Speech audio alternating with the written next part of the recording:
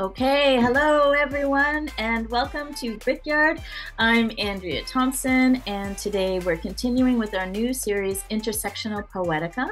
This series allows us an in-depth visit with spoken word artists with a focus on a lot of different topics. This month, we're focusing on mental health in honor of World Mental Health Day on October 10th, and it's my pleasure to be chatting with Nisha Patel. Hello, Nisha. It's my pleasure to be here. Thank you. Okay, so I want to introduce you to everybody. Nisha Patel is an award-winning disabled queer spoken word poet, multimedia artist. She was the City of Edmonton's 8th Poet Laureate and is a Canadian Poetry Slam champion. Her debut collection, Coconut, New West Press, speaks to her experience as can you help me with this word again, please? Yeah, Gujarati. Thank you, daughter, and was a finalist of the Alberta Book Publishers Association Regional Book of the Year. She is an educator, mentor, and public speaker. Nisha's latest works include multimodal inquiries into disabled life. She showcased her first exhibit of disability art in 2022, titled A Fate Worse Than Death, and published her disability poetics chapbook, Not a Disorder, by Gap Riot Press.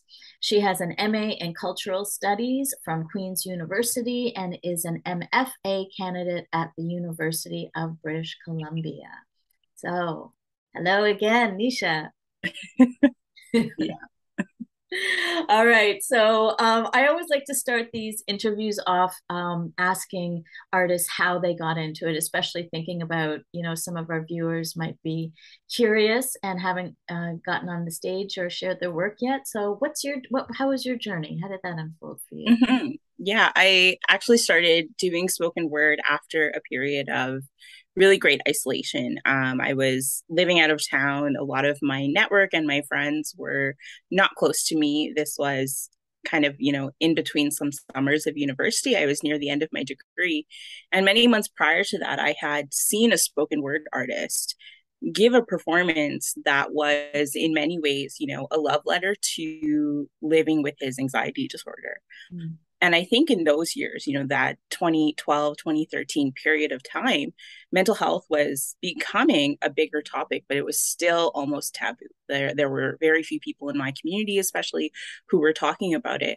And seeing a spoken word artist just like enter that subject like so beautifully with so much vulnerability stayed with me. And so even though I didn't have poetic inclinations, at the time, I eventually was in a state of like a very deep sadness. I was in a rough place and I turned to poetry. I thought, if I could use that feeling of isolation and sadness in a way that this poet had, right, to uplift people around me, then I had to do it. I wanted to do it. I wanted to be a poet who did that thing. Yeah, that's great. And there you are. And now here you are, and you're doing it. So in your bio, I was really interested. You were speaking about disability art and disability poetics, and I haven't come across those terms before. So I was wondering if you can describe what that means. Yeah, it's very common for disabled people, and not everyone thinks of mental illness as a disability, and that's okay. But it's very common for disabled people to have maybe multiple conditions, right? As far as we believe in labels, right? There's Mhm. there's more than one thing that comes with it. And even if you have like, a single diagnosed mental illness, the spectrum of symptomology that comes up can come from all over the place, right? You might some days have symptoms of, some sort of psychosis, or you might even have like side effects that lead to hallucinations or anything like that. Depending on your medication, there's such a wide range of motion, essentially.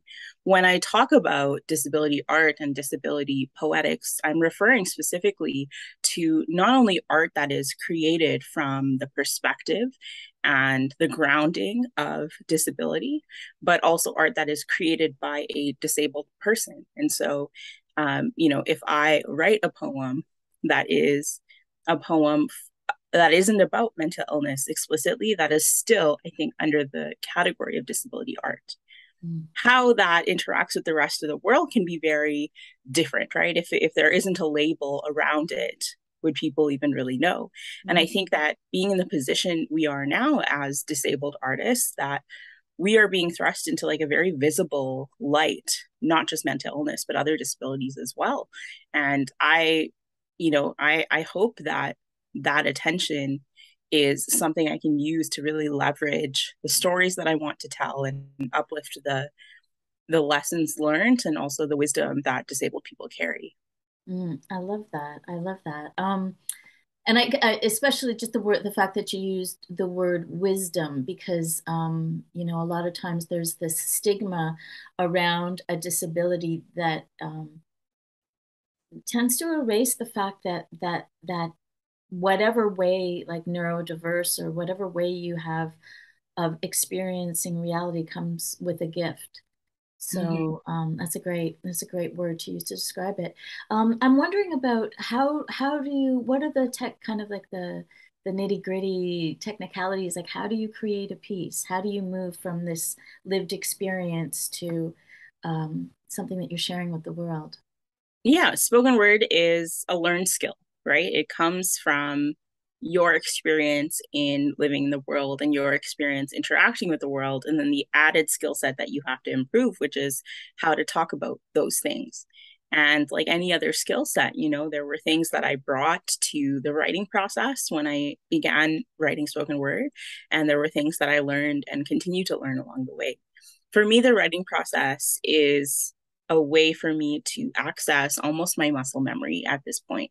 And so early on, I used to really need topics. I did really well in prompted workshops. I did really well with a lot of direction, Mm, especially if it was like a concrete idea, then I was able to often come up with things that were by all means, like from the outside, like very original, very beautiful, sometimes very, at that amateur level. And those things I don't share anymore, but it was a journey, there was a process. And now as a artist, like I enter into the spaces I want to, right? But I'm still compelled by sometimes things will come up in my daily life, right?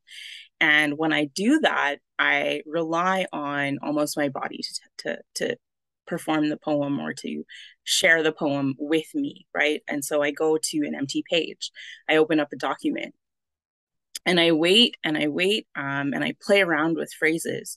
And usually there's a single line that unlocks a poem for me, mm, whether it's a line in the middle or it's a line at the end or it's the starting line. I don't really write poems linearly. And I think spoken word really lends itself to that because it is an oral medium, right? It has that auditory feel to it. And so you are able to meander through a story in a way that sometimes a written poem on a page really can't do. It mimics, I think, a way that we converse with each other, right? It mm. feels very reciprocal. And so the way that I enter a poem hopefully reflects the way the audience can access the poem.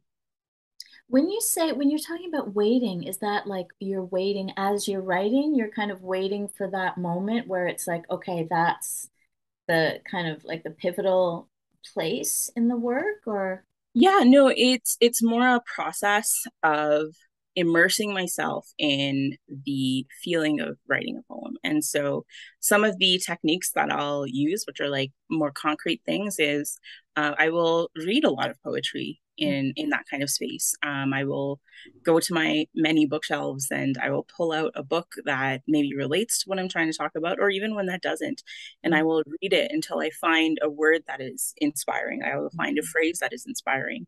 Um, and that unfolds a sequencing. And other times I will play spoken word videos. Actually, one of your other speakers, Patrick DeBellin, I play his album sometimes. I've seen videos of Jamal, Sabrina, being like, a friend of mine. Like that's something that I have access to, these high quality, like very personal, vulnerable stories. And hearing someone else articulate an idea doesn't mean that I am left imitating it.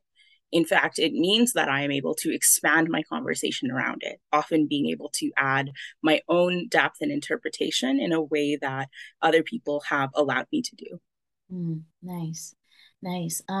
It's funny when I was doing research into your work, it really struck me that the the word that we use for this series, intersectional, was really fitting because it seems to me like just doing these interviews that the artists I'm talking to have are generally dealing with social justice as well as kind of mental health advocacy, and there is an intersection happening there. I was wondering if you could speak to that, in just in terms of your view about like the artist's role in society. Do you feel like there's an obligation as somebody who has um, that forum to speak to issues of social justice, or is that something that is just you feel like a more personal Mhm. part of who you happen to be? Yeah, we're given this phrase a lot that the personal is political because we have either by our own design or by the way society treats us, been put into places to occupy politically charged identities.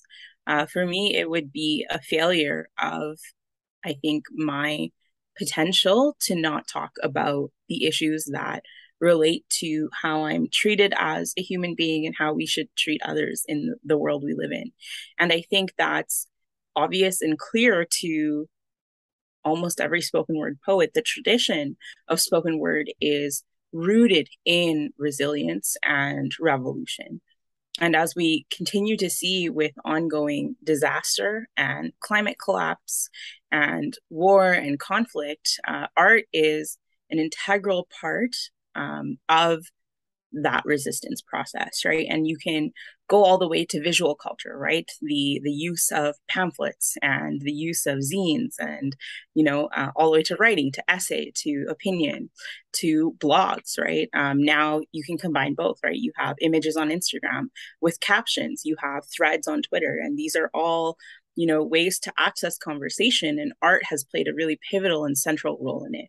And I think some of it is that we can take something that is inhumane or something that is indescribable, or maybe just even like that we don't want to know about. We can take the atrocities of war, for instance, and then we can put a really human way to understand it in it. And when you don't have that part of the conversation, I think it leads to worse outcomes, both in how you treat others and how big systems of power treat you.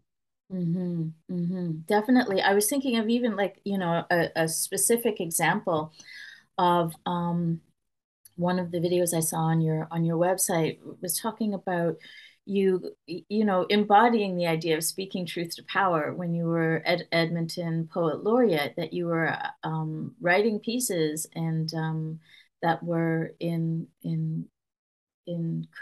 were critical of municipal government. And I was thinking, I wonder what if that was like something that took courage for you, and if it did, if you could offer a little bit of, I guess, insight into how that courage is a part of being a spoken word artist in your practice. Yeah, for sure. When I was named a poet laureate, it feels like a lifetime ago. It was actually before the pandemic started, and then I completed most of my term in the pandemic. And when you're the poet laureate at such a young age, it feels not like a reward for like accomplishment. It feels like a stepping stone towards, Mm, continued growth. It's a mm, position of growth. It's a position of investment. The mm, city is telling you they believe in you, mm, and so I wanted to treat it as an opportunity to say things that I wouldn't be able to say in any other way.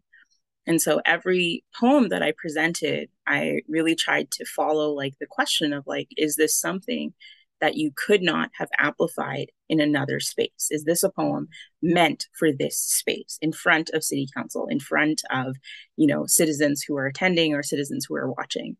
And so I started out really just with that mindset, right? Where it wasn't simple, it wasn't my job to make people feel good, although that is something that many poet laureates do, and they do it beautifully and really well. It just wasn't always the kind of poet that I wanted to be. I wanted to be able to grab the ear of the people who wouldn't otherwise listen to me.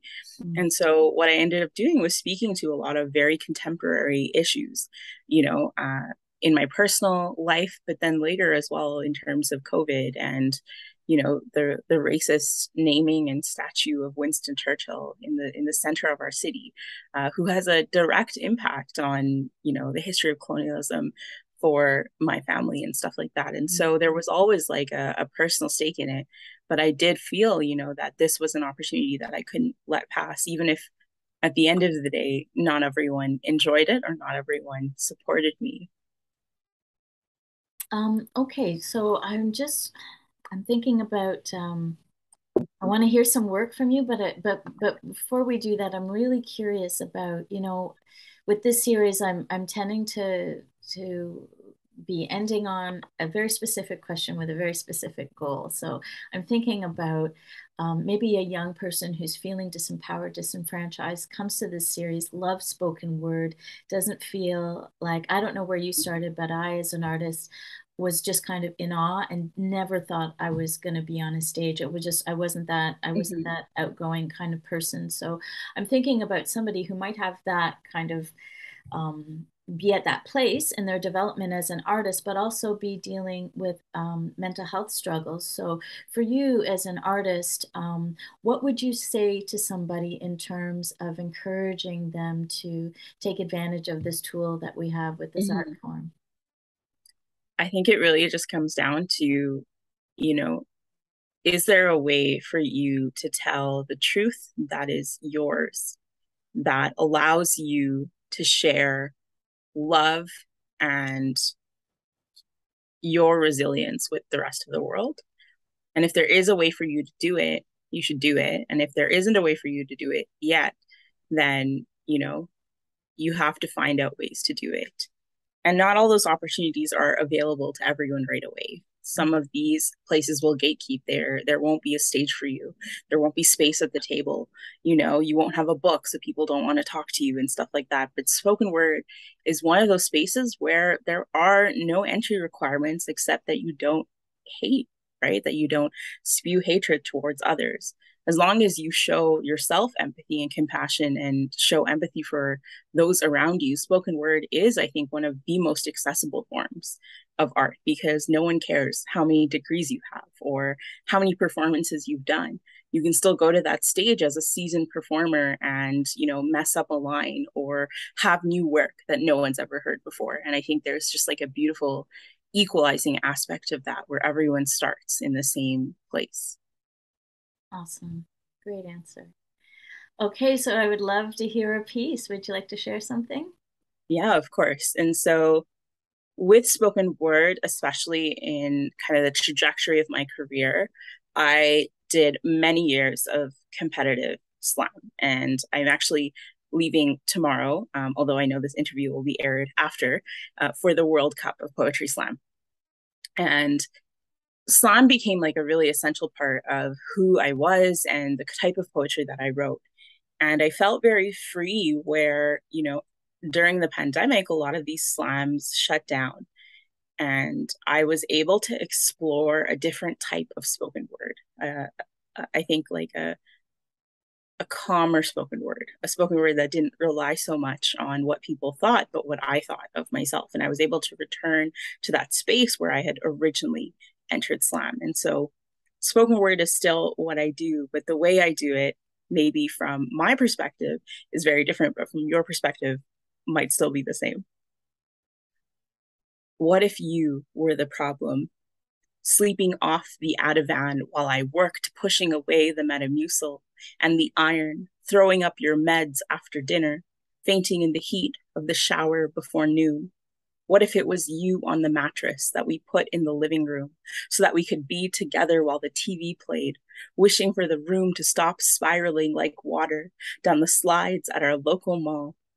What if it was your lungs that had audibly cracked beneath the weight of colonies and trees and their branches growing fruit in your alveoli? Or you at the podiatrist getting measured for inserts while I bought Nike dunk lows? What if it was your feet that swelled so bad they ripened like Tommy Atkins mangoes, and your back that bent with the weight of your stomach that puffed out like a sigh from your body?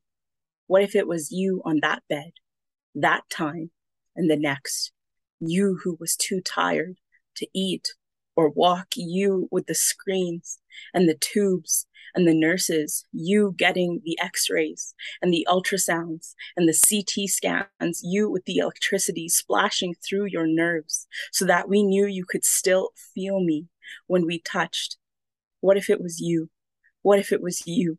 What if it was you that I'd been waiting for my whole life, that I would have done anything improbable for, like praying or buying a centrifuge or getting a medical degree? What if it was you in my arms when we wake together after the show, where I held your hand and asked them to take me instead? Thank you. Gorgeous. It's gorgeous.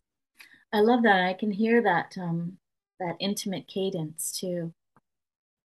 You know, I know what you mean about the difference between a poem that is, you know, that more extroverted, I guess, delivery of the stage, and I think that is definitely a gift that we got from the pandemic, is that ability to find a different way to connect. So yeah, I love that. That was beautiful. Thank you. Okay, well, thank you for spending this time. Yeah, no problem. It was my pleasure.